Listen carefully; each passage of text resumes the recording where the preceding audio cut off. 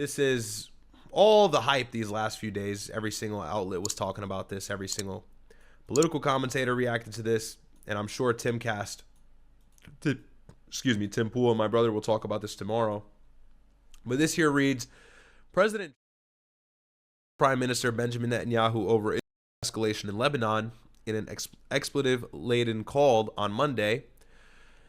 Two U.S. officials and a third source briefed on the call told Axios earlier on Monday Iran threatened to abandon the negotiation with the United States over actions in Lebanon.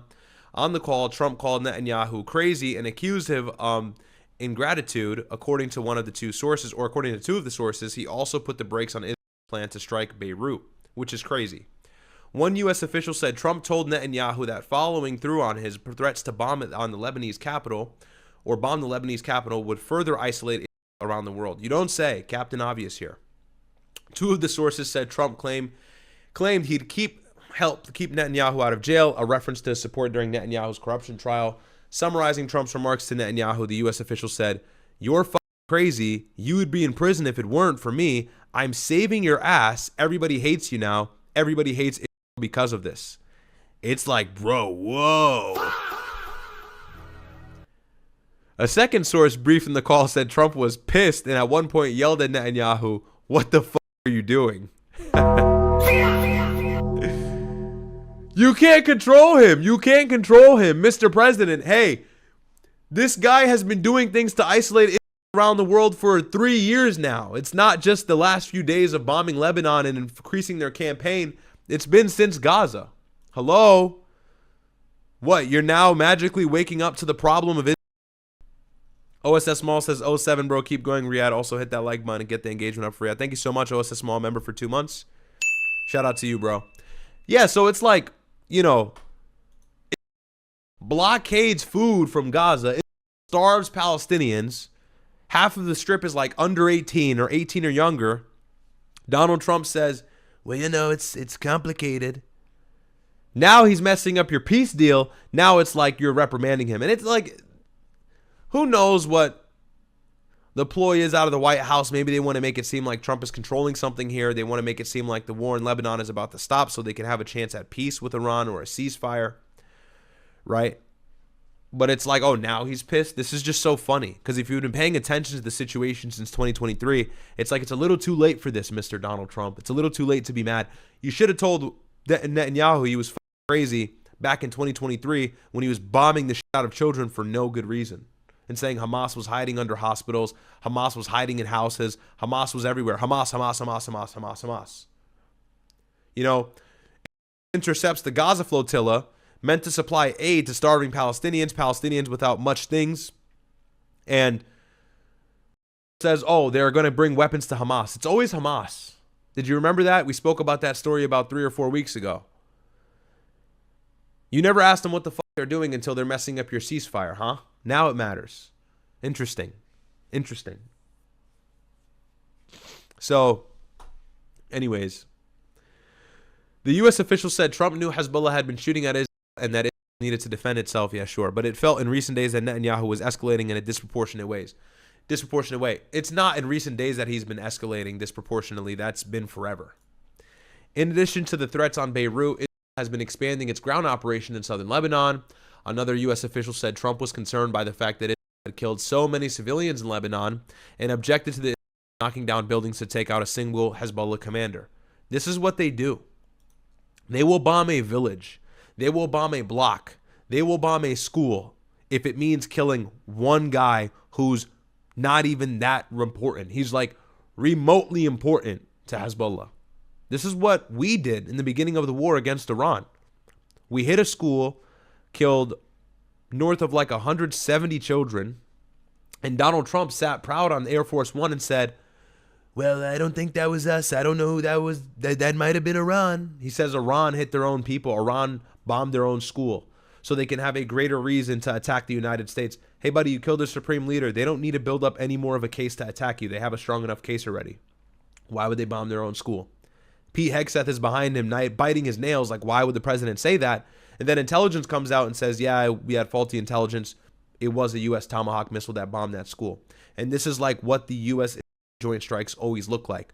Killing so many civilians for What, the greater good of killing one guy who, in the grand scheme of things, is insignificant to the cause because Iran has a mosaic defense where their military operates effectively, independent of actual leadership that tells them what to do, which is why the war continued and it got bad for the Middle East even after we killed the supreme leader.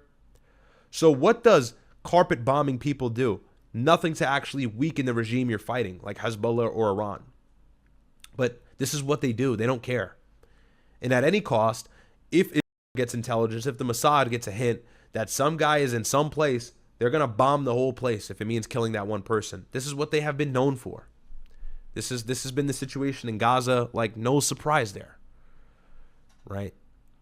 Objected to the knocking down buildings to take out a single Hezbollah commander. They always do that. They always do that. We're going to talk about it now. They've been doing that since March. Anyways, state of play is it no longer plans to strike Hezbollah targets in Beirut. Okay, that's no development at all.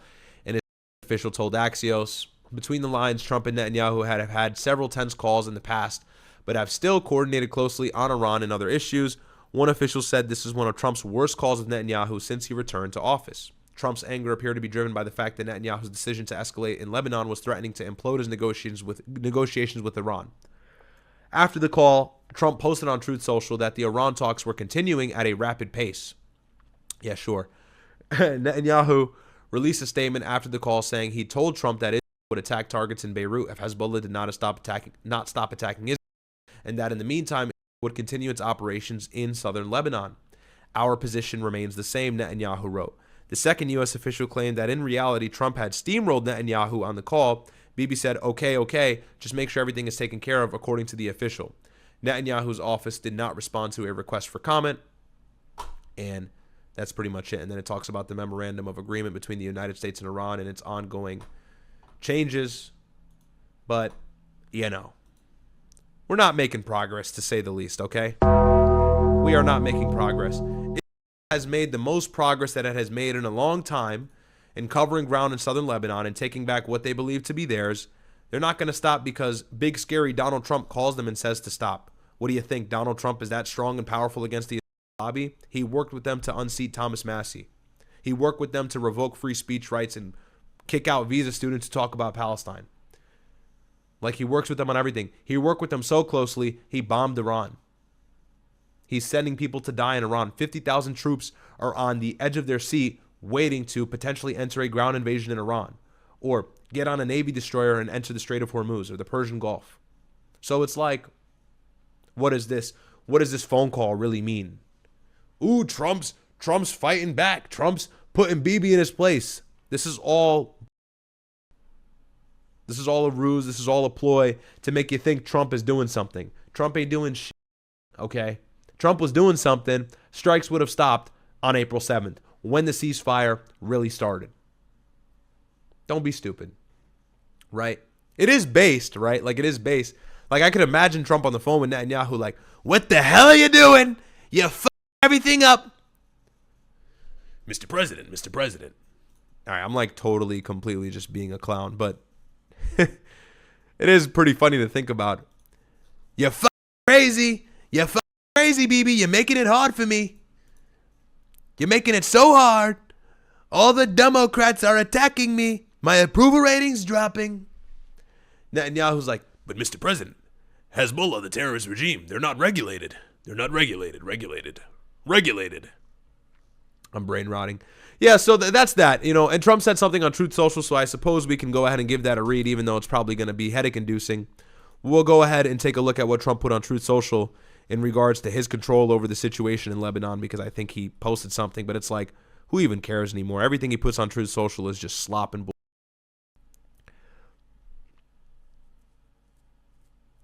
Let's see.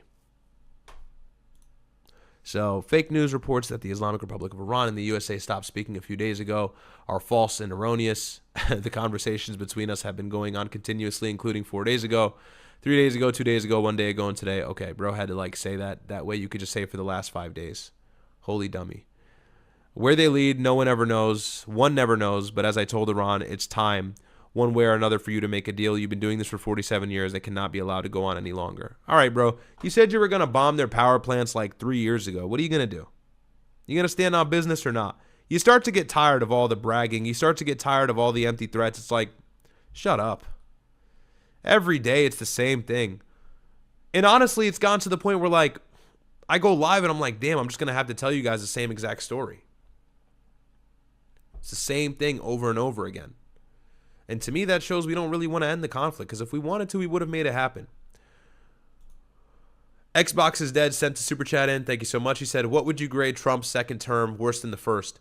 Oh, yeah, 1,000,000%. 1,000,000%. Starting a war in Iran is beyond the pale. 100%. Hey, this isn't just worse than his first. This is the worst U.S. president since Bush, actually. That's how far I'll go. Trump symbolically is based. Trump culturally represents a lot of the things that people on the right believe in. You know, he's brave. He stands up to the press. He says what's on his mind. And so there's a refreshing element to that.